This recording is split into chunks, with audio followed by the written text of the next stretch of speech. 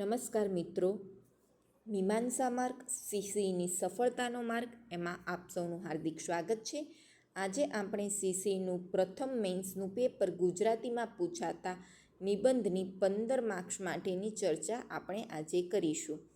મિત્રો, તમને ખ્યાલ હશે એ પ્રમાણે ગુજરાતી નિબંધ લખવા આપણને 3 થી 4 પેજ આપશે. એટલે આપણે અત્યારે 4 પેજની પ્રેક્ટિસ કરીએ તો પરીક્ષામાં તમે 3 પેજ ખૂબ સારી રીતે શાંતિપૂર્વક લખી શકો. હવે મિત્રો, આપણે ફટાફટ આપણા મેઇન મુદ્દા ઉપર આવી જઈએ તો એક ઉત્તમ નિબંધ લખવા આપણે શું કરવું જોઈએ એની આપણે પ્રથમ ચર્ચા કરી લઈએ. મિત્રો, ઉત્તમ નિબંધ લખવાનો છે, સારો નહીં પણ ઉત્તમ, કે જેમાં તમે 11 થી 12 માર્ક્સ મેળવી શકો આઉટ ઓફ 15. તો મિત્રો, ઉત્તમ નિબંધ લખવા છે ને આપણે આ 4 મુદ્દાઓને ધ્યાનમાં રાખીશું. તમે ગુજરાતીમાં સાંભળ્યું હશે કે જેવા કર્મ એ પ્રકારનું ફળ, જેવો અન્ન એવો ઓડકાર. તો આપણે સૌપ્રથમ સારું વાંચન કરીશું તો જ સારું લખી શકીશું. અને સારા વાંચન માટે આપણે વર્તમાનપત્રો વાંચવાની ટેવ પાડવી પડશે. હવે વર્તમાનપત્રો વાંચવાના કીધા ને એટલે એ નથી કરવાનું કે પેલી એક્સિડન્ટની હેડલાઇન હોય કે પછી કોઈ ચોરીની હેડલાઇન હોય એ વાંચવાની. આવા સમાચારો નથી વાંચવાના, પણ આપણે સતદલ અને રવિ પૂર્તિ જેવી પૂર્તિઓમાં આવતી મહત્ત્વપૂર્ણ કોલમો વાંચવાની છે. હવે તમને હું એમાં 2 એક્ઝામ્પલ આપીને સમજાવું કે વાત વિચાર કરીને એક કોલમ આવે છે જેમાં હાલ કોરિયન ગેમ ચર્ચામાં છે. આપણને બ્લુ વ્હેલ ગેમ છે, કીકી ચેલેન્જ ગેમ છે જેવી ગેમો ઉપર ભૂતકાળમાં પ્રશ્નો પૂછાયા છે. એટલે આપણે વાત વિચારની કોલમ વાંચવી અને કોરિયન ગેમ શું છે એ વિશે જાણી લેવું. પછી એક એવી બીજી કોલમ આવે છે સંવેદનાની સફર. તો એમાં સંઘર્ષ થકી કેવી રીતે સફળતા મેળવી એનો ઉલ્લેખ છે. આવી સફળતાની વાર્તાઓ આપણા નિબંધની શરૂઆતના આકર્ષક શરૂઆત કરવા માટેના મુદ્દાઓ બની રહે. આથી વર્તમાનપત્રોમાં મહત્ત્વપૂર્ણ કોલમો વાંચવી અને એમાંથી સારી લાગે એવી નોટ્સ બનાવી. એ પછી આપણે ગુજરાત પાક્ષિક વાંચવાની ટેવ પાડીશું. પાક્ષિક વાંચીશું ને મિત્રો તો આપણને સરકારી યોજનાઓ અને સરકારી લક્ષ્યાંકોની માહિતી મળતી રહે અને એ સાથે જ આપણે સરકારી શબ્દાવલીથી પણ વાકેફ રહીએ. એ માટે ભાષા સુધરે અને સરકારી માહિતી મળે એ માટે પાક્ષિક મહત્ત્વપૂર્ણ છે. એ પછી મિત્રો, હું આ મારો અંગત અનુભવ કહીશ કે નિબંધ સારો લખવા માટે, ઉત્તમ નિબંધ લખવા માટે આપણે એક ડાયરી કે નોટબુક લઈશું અને એ ડાયરી કે નોટબુકના આવા અલગ અલગ વિભાગો પાડીશું. તમે ડાયરીના પ્રથમ પેજે મહિલાઓ અને બાળકો લખો, પછી 3 થી 4 પેજ છોડો, બીજા પેજે ગુજરાતનો વારસો અને સંસ્કૃતિ લખો, પછી 3 કે 4 પેજ છોડો. એવી રીતે સમગ્ર ડાયરીના આવા 10 થી 12 ભાગ પાડો અને દરેક ભાગ ઉપર એના મહત્ત્વપૂર્ણ મથાળા આપી દો. પર્યાવરણ, શિક્ષણ, રમત જગત, આંતરરાષ્ટ્રીય ઘટનાઓ, અર્થતંત્ર, એવી રીતે ડાયરીના 12 કે 13 ભાગ પાડીએ અને દરેક વિષય વસ્તુની માહિતી આપણે ત્યાં લખતા જઈએ. જુઓ, હવે આપણે પ્રથમ ભાગ પાડ્યો હતો ને કે મહિલાઓ અને બાળકો, અને હવે તમે આજે ન્યૂઝપેપર વાંચતા હો અને તમને ત્યાંથી નેશનલ ફેમિલી હેલ્થ સર્વેના ડેટા મળે તો તમે તરત જ લખી શકો કે નેશનલ ફેમિલી હેલ્થ સર્વે 5માં એવું જણાવ્યું છે કે 25% મહિલાઓ એનિમિયાથી પીડિત છે. આવી રીતે તમે મહિલાઓ ઉપર ડેટા લખો, મહિલાઓ ઉપર કોઈ ક્વોટ્સ લખી દો, બાળકોના વર્તમાન પ્રશ્નો લખી દો, બાળમજૂરીના આંકડાઓ લખી દો અને તમને મહિલાઓ કે બાળકો વિશે એક્ઝામમાં પ્રશ્ન આવે તો તરત તમને મગજમાં ક્લિક થઈ જાય કે આ બધું મેં મારી ડાયરીમાં નોંધેલું છે. હવે જુઓ મિત્રો, મેં તમને કીધું ને કે કોઈ સારા કોટ્સ હોય તો એ ત્યાં લખી દેવાના. વર્તમાન સમયે ગુજરાતી વારસો અને સંસ્કૃતિ પરીક્ષકનો મહત્ત્વપૂર્ણ ફેવરેટ સબ્જેક્ટ બની ગયો છે અને તમે ત્યાં આવો કોઈ સારો કોટ્સ નોંધેલો હોય તો તરત જ તમને એક્ઝામમાં ક્લિક થઈ જાય કે કાઠિયાવાડમાં કોકદી ભૂલો પડે ભગવાન, થાને અમારો મહેમાન, તારા એવા કરું સન્માન કે તને સ્વર્ગ બોલાવું શામળા. ગુજરાતી આતિથ્ય ભાવનો તમે આવો કોઈ સારો કોર્સ ગુજરાતની સંસ્કૃતિના નિબંધમાં લખ્યો હોય તો તમને બીજા કરતાં 1 માર્ક્સ વધારે મળવાની સંભાવનાઓ છે. એ પ્રમાણે પર્યાવરણના ભાગમાં તમે પંચામૃત લક્ષ્યો નોંધ્યા હોય, આંતરરાષ્ટ્રીય ઘટનાઓમાં વર્તમાન યુદ્ધોની ઘટનાઓ નોંધી હોય, અર્થતંત્રમાં તમે લખ્યું હોય કે વિશ્વમાં ભારતનું અર્થતંત્ર જીડીપીની દ્રષ્ટિએ 5મા ક્રમે, પરચેસ પાવર પેરિટીમાં 3જા ક્રમે છે. જ્યારે આવા મહત્ત્વપૂર્ણ મુદ્દાઓ ન્યૂઝપેપર વાંચતા કે અન્ય પ્રિલિમ્સ માટેની તૈયારી કરતા તમારી ડાયરીમાં તમે નોંધી લીધા હોય તો તમારું કન્ટેન્ટ એકદમ રીચ કન્ટેન્ટ થઈ જાય અને પરીક્ષામાં તમે એક ઉત્તમ નિબંધ લખી શકો એવો મારો અંગત અનુભવ છે મિત્રો. એ પછી લેખન પ્રેક્ટિસ આપણે નિયમિત કરતા રહીશું. મિત્રો, આ ડાયરી છે ને આપણે રોજ સવારે એકવાર વાંચવાની અને ડાયરીના એ મહત્ત્વપૂર્ણ મુદ્દાઓ આપણે લેખન પ્રેક્ટિસમાં ઉમેરવાનો પ્રયત્ન કરતા રહીશું. મિત્રો, આપણે લખીશું ને તો જ આવડશે. ડાયરી બનાવીને વાંચી દીધું, આ વર્તમાનપત્રો વાંચી દીધા, એનાથી કંઈ નહીં થાય, પણ અંતે આપણે લખવું પડશે. હવે લેખન પ્રેક્ટિસ એટલા માટે જરૂરી છે કે ભાષા એ ગોખવાની વસ્તુ નથી, ભાષા એ તો હૃદયનો જીવંત પ્રવાહ છે એવું ગાંધીજી કહેતા હતા. આથી જ આપણે ઉત્તમ નિબંધ લખવા વર્તમાનપત્રો, પાક્ષિક આ બધું વાંચીશું, એને ડાયરી અને નોટબુકમાં લખતા રહીશું અને અંતે લેખન પ્રેક્ટિસ કરીશું તો ઉત્તમ નિબંધ લખીને આપણે 11થી 12 માર્ક્સ શાંતિપૂર્વક મેળવી શકીશું. મિત્રો, તમે એક વખત આ ડાયરીનો પ્રયોગ કરજો અને કેવી રીતે તમારું કન્ટેન્ટ રીચ થાય છે એ જોજો. એ પછી મને કહેજો કે કેટલી તમે ઇમ્પ્રૂવ કરી શક્યા છો. હવે મિત્રો, આપણે આજે એક નિબંધની પ્રેક્ટિસ કરી લઈએ કે મારા સ્વપ્નનું ભારત 2047. આ આપણા નિબંધનો વિષય છે. પરીક્ષામાં તમારી પાસે 1, 2 અને 3 એવા 3 નિબંધના વિકલ્પો હશે. એમાંથી આપણે દાખલા તરીકે આ નિબંધને પસંદ કરી લીધો કે મારા સ્વપ્નનું ભારત 2047. તો હવે આપણે એનું બ્રેઇનસ્ટોર્મિંગ કરી લઈએ. રફ પેપરના પુરવણીના છેલ્લા પેજ ઉપર રફ પેજ કરીને એક પેજ આપેલું હોય, ત્યાં આપણે બ્રેઇનસ્ટોર્મિંગ કરીને કાચો ગ્રાફ તૈયાર કરી લઈએ કે કયા ફ્લોમાં આપણે નિબંધ લખીશું. તો મિત્રો, ચલો આપણે પહેલાં બ્રેઇનસ્ટોર્મિંગ કરીએ કે આપણે આ નિબંધની આકર્ષક શરૂઆત કરીશું. તો હવે આકર્ષક શરૂઆત આપણે શેનાથી કરીએ? તો ચલો આપણે નહેરુજીનું ભાષણ 2047 મારા સ્વપ્નનું ભારત એ ડાયરેક્ટ તો શરૂ ન થાય ને, એના માટે પહેલાં પૂર્વ ભૂમિકા બાંધતી હોય. તો આપણે નહેરુજીનું સ્વતંત્રતાના ભાષણથી પૂર્વ ભૂમિકા બાંધીશું અને એ પછી આપણે 2047નું સ્વપ્ન શેના આધારે જોયું એની ચર્ચા કરીશું અને એ 2047ના સ્વપ્નના મલ્ટી ડાયમેન્શન્સ કયા હશે એ આપણે વિચારીશું. હવે જુઓ મિત્રો, અત્યારે આ કાચો ગ્રાફ હું તમને સમજાવું છું ને તો તમને થોડું કન્ફ્યુઝન લાગશે, પણ એ કાચા ગ્રાફને આપણે જ્યારે વ્યવસ્થિત નિબંધમાં લખીશું ને ત્યારે તમને આઈડિયા આવશે કે આવું કાચું રફ કામ શું કામ જરૂરી છે. આકર્ષક શરૂઆત છે, પછી યોગ્ય ફ્લો છે, મલ્ટી ડાયમેન્શન્સ. હવે જુઓ મિત્રો, કેટલા ડાયમેન્શન કવર કર્યા છે. આર્થિકમાં 2047માં વિકસિત ભારતનું લક્ષ્યાંક છે. આરોગ્ય ક્ષેત્રે સશક્ત રાષ્ટ્રનું લક્ષ્યાંક હશે. રમત જગતમાં આપણે 50 ગોલ્ડ મેડલ મેળવી શકીશું 2047 સુધીમાં.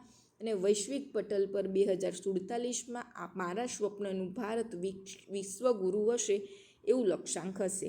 ટૂંકમાં અહીંયા આપણે મલ્ટી ડાયમેન્શન્સ લખ્યા અને અહીંયા 2047માં મારા સ્વપ્નનું ભારત કેવું હશે એનો ઉલ્લેખ હશે. તો આ બંનેનું સારી રીતે આપણે વર્ણન નિબંધમાં કરી શકીએ. હવે આપણે એ જોઈ લીધું કે 2047ના સ્વપ્નનું ભારત કેવું હશે, પણ આપણે એ પણ જોવું પડશે ને કે એમાં પડકારો એ હશે. તો આપણે પડકારોનો ઉલ્લેખ કરીશું. હવે આપણે પડકારો લખ્યા તો એના ઉકેલો એ આપવા પડે. ઉકેલોમાં સરકારના પ્રયત્નો અને સાથે આપણે કયા પ્રયત્નો કરવા જોઈએ એ લખીશું અને અંતે આકર્ષક અંત થકી આપણે સ્વપ્નના વાસ્તવિક સ્વરૂપનું એક વર્ણન કરીશું. જુઓ મિત્રો, મારા સ્વપ્નનું ભારત એની શરૂઆત, યોગ્ય ફ્લો, મલ્ટી ડાયમેન્શન્સ, એના પડકારો, ઉકેલો અને આકર્ષક અંત. કોઈ પણ નિબંધની આ જ રૂપરેખા રહેશે. તો તમે કાચો ગ્રાફ આ રૂપરેખાના આધારે તૈયાર કરો ને મિત્રો, તો તમે નિબંધ ઉત્તમ અને યોગ્ય ફ્લોમાં લખી શકો. તો હવે મિત્રો, આપણે આ નિબંધનો કાચો ગ્રાફ તૈયાર કરી દીધો. હવે આપણે એને સમજીએ કે નહેરુજીનું ભાષણ એ આપણા નિબંધની આકર્ષક શરૂઆત બની રહેશે. નહેરુજીએ એવું કીધું હતું કે મધ્યરાત્રિના સમયે જ્યારે દુનિયા સૂઈ રહી હશે ત્યારે ભારત તેના જીવન અને સ્વતંત્રતા માટે જાગી જશે. જુઓ મિત્રો, તમને હવે સહજ પ્રશ્ન થાય ને કે ઓન ધ સ્પોટ એક્ઝામ હોલમાં મને આવા આકર્ષક ઇન્ટ્રોડક્શન યાદ કેવી રીતે આવે? તો મિત્રો એના માટે તમે જ્યારે આવી ડાયરી કે નોટબુક બનાવી હોય, વર્તમાનપત્રો વાંચ્યા હોય અને દરેક મુદ્દાઓ ઉપર તમે કંઈનું કંઈ લખ્યું હોય ને તમારી ડાયરી કે નોટમાં, તો તમને આકર્ષક શરૂઆત કરતાં કોઈ ન રોકી શકે. તમને આકર્ષક શરૂઆત તમારી નોટબુક કે તમારી ડાયરી જ કરાવી આપશે. આ માટે સારું વાંચજો તો સારું લખી શકશો. હવે જુઓ મિત્રો, આપણે આકર્ષક શરૂઆત કરી દીધી. હવે આપણે એની પૂર્વ ભૂમિકા બાંધીશું કે પ્રથમ વડાપ્રધાન જવાહરલાલ નહેરુના ટ્રસ્ટ વિથ ડેસ્ટિની ભાષણના આ શબ્દો સ્વતંત્ર અને આધુનિક ભારતની યાત્રાની શરૂઆત દર્શાવે છે. અને આ શરૂઆતમાં આ સ્વતંત્રતા શતાબ્દીની નજીક આવી રહ્યું છે ભારત, ત્યારે આપણે આ સ્થાપક સપનાઓના આકાંક્ષાઓની કેટલી સફળ સાબિત કરી શક્યા છીએ એ વિચારવું રહ્યું. અને એના આધાર ઉપર આપણા સ્વપ્નનું ભારત કેવું હશે એ નક્કી થાય. ટૂંકમાં મિત્રો, જવાહરલાલ નહેરુનું આ ભાષણ અને એના ઉપરથી આપણા આઝાદીના લડવૈયાઓના સપનાઓ અને એમના લક્ષ્યાંકો અને એ લક્ષ્યાંકોની સફળતાને આધારે મારા સ્વપ્નનું ભારત કેવું હશે એ નક્કી કરી શકાય. મિત્રો અહીંયા છે ને, આજે આપણે આ લાઈનવાળી પેજમાં લખવાનો પ્રયત્ન કર્યો છે. એનું કારણ કે તમને પરીક્ષામાં કોરા પેજ નથી આવવાના, પણ આવા લાઈનવાળા પેજ આવવાના છે. તો હવેથી આપણે આવા લીટીવાળા પેજમાં લખવાની પ્રેક્ટિસ કરીશું. જુઓ મિત્રો, આકર્ષક શરૂઆત કરી, પછી પૂર્વ ભૂમિકા બાંધી, એ પછી આપણે યોગ્ય ફ્લો મેન્ટેન કરવા ક્વેશ્ચન્સ માર્ક આપ્યા. અને હવે આપણે મલ્ટી ડાયમેન્શન્સ થકી આખા નિબંધને લખીશું. કે સૌ પ્રથમ આપણે આર્થિક દૃષ્ટિકોણથી વિચારીએ તો ભારતે નવા સૂર્યોદયના વચનોથી એના અર્થતંત્રની શરૂઆત કરી હતી.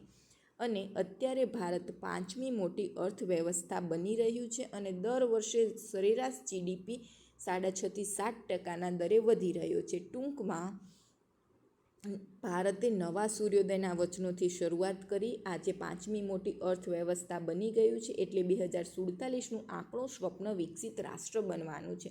મિત્રો, કંઈ પૂર્વ ભૂમિકા હોય મીન્સ કે અત્યારે ભારતમાં એવી કંઈક સફળતા હોય, એ સફળતાના આધારે જ આપણે આપણા સ્વપ્નો નક્કી કરી શકીએ. આપણે અહીંયા પેલો આર્થિક ડાયમેન્શન્સ ખોલ્યો. હવે આપણે વૈજ્ઞાનિક ડાયમેન્શન્સ ખોલીશું કે અત્યારે ભારત ઇનોવેશન હબ બની ગયું છે. ઇનોવેશન હબનો આધાર Atal innovation mission, digital India, semiconductor policy અને એની સાથે તે વધતો પેટન્ટ નોંધણી દર છે, જેના થકી 2047 સુધીમાં ભારત ડિજિટલ ઇન્ડિયા અને ઇનોવેટિવ ઇન્ડિયા બની શકે. પછી મિત્રો, નવો ડાયમેન્શન્સ આપણે આપણા યુવા ઉદ્યોગ સાહસિકોની ક્ષમતાઓ વર્ણવીશું. કે રતન ટાટાએ એવું કીધું હતું કે ભારત સફળ થઈ રહ્યું છે અત્યારે, એ પાછળની ક્ષમતા યુવા ઉદ્યોગ સાહસિકોની નવીન ક્ષમતાઓ છે. એ પછી મિત્રો, આપણે એક ડાયમેન્શન્સ આરોગ્ય. જુઓ મિત્રો, આપણે છે ને અહીંયા કાચો ગ્રાફ બનાવ્યો ને, એમાં આપણે અલગ અલગ ડાયમેન્શન્સ આર્થિક, વૈજ્ઞાનિક, યુવા ઉદ્યોગ સાહસિકો, આરોગ્ય દરેક ડાયમેન્શન્સને લીધા છે. અને એના આધારે 2047નું સ્વપ્ન સેવ્યું છે, જેના આધારે આપણે અત્યારે નિબંધમાં ક્રમશઃ વર્ણન કરી રહ્યા છીએ. જો આર્થિક આવ્યું, વૈજ્ઞાનિક આવ્યું, પછી યુવા ઉદ્યોગ સાહસિકો આવ્યા, આરોગ્ય આવ્યો. કે આરોગ્યમાં જુઓ મિત્રો કે આપણે આઝાદ થયા ત્યારે અછત અને કુપોષણથી પીડાતા હતા, પરંતુ અમૃતકાળે આપણી પાસે 50 કરોડ ભારતીયોનો આયુષ્યમાન વીમો છે. અને આ આરોગ્ય ક્રાંતિ 2047ના મારા સ્વપ્નના ભારતને સશક્ત અને સ્વસ્થ રાષ્ટ્ર બનાવશે. આરોગ્ય પછીનો આપણો ડાયમેન્શન શિક્ષણ હતો. તો 2047માં ભારત વૈશ્વિક શિક્ષણનું કેન્દ્ર બની જશે અને વસુધૈવ કુટુંબકમના પાઠો ફરી પાછા વિશ્વને ભણાવશે. આપણી પાસે નાલંદા અને વલ્લભી વિદ્યાપીઠો હતી અને એ વિદ્યાપીઠોના આધારે આપણે વૈશ્વિક શિક્ષણનું કેન્દ્ર પણ બનશું. એ પછી આગળનો આપણો ડાયમેન્શન્સ અવકાશ સંશોધન ક્ષેત્ર છે. કે અવકાશ સંશોધન ક્ષેત્રમાં આપણે ચંદ્રયાન અને મંગળયાન થકી સફળ થયા છીએ અને એ સફળતાનો આધાર આપણા સ્વદેશી સ્પેસ સ્ટેશનની સ્થાપના છે અને જે આપણા 2047ના ભારતના સ્વપ્નને સાકાર કરશે. પછી મિત્રો જુઓ, આપણે ગ્રાફમાં તૈયાર કર્યું હતું ને કે શિક્ષણ, અવકાશ, પછી આવે છે રમત જગત. રમત જગતમાં આપણે 50 ગોલ્ડ મેડલ મેળવવાનું સ્વપ્ન સેવ્યું હતું, તો હવે આપણે એનું વર્ણન કરીશું કે રમત જગતમાં મેડલોની વણથંભી વણઝાર છે. તમે હમણાં જ જોયું કે ભારત ન્યૂઝીલેન્ડ સામે જીત્યું. હવે તમે વર્તમાનપત્રો વાંચતા હોય ને તો તમને આવી રીતે અલગ અલગ ડાયમેન્શન્સ શાંતિથી ખોલી શકે કે મેડલોની વણથંભી વણઝાર છે. અને નીરજ ચોપડા અને સચિન તેંડુલકર, મીરાબાઈ ચાનુ જેવા અનેક રત્નો છે કે જે ભારતને 50 સુવર્ણ ચંદ્રકોના વિજેતા રાષ્ટ્ર 2047 સુધીમાં બનાવી શકશે. અને અત્યારે ભારત સ્માર્ટ સિટીઝ મિશનને ચલાવી રહ્યું છે. એ સાથે સ્માર્ટ વિલેજ માટે પણ પ્રતિબદ્ધ છે. અને 2047ના મારા સ્વપ્નના ભારતમાં આત્મા ગામડાની પણ સુવિધાઓ શહેરની જેવા મંત્રો પુરવાર થશે. હવે મિત્રો, આ ટેગલાઇન મને ક્યાંથી મળી એ તમને વિચાર આવવો જોઈએ ને કે આત્મા ગામડાનો સુવિધાઓ શહેરની. તો આ ટેગલાઇન મને પાક્ષિક વાંચવાથી મળી છે. જુઓ મિત્રો, ઉત્તમ નિબંધ કેવી રીતે લખી શકાય એના 4 મુદ્દાઓ પુરવાર થઈ રહ્યા છે ને અહીંયા. એ પછી મિત્રો, લોકશાહી એક અલગ ડાયમેન્શન્સ કે લોકશાહીના બીજ સ્વતંત્રતા મળતા રોપાયા હતા, જે આજે વિશાળ વટવૃક્ષ બની રહ્યા છે. અને 2047ના મારા સ્વપ્નના ભારતને આદર્શ લોકશાહી ધરાવતા ભારત બનાવશે.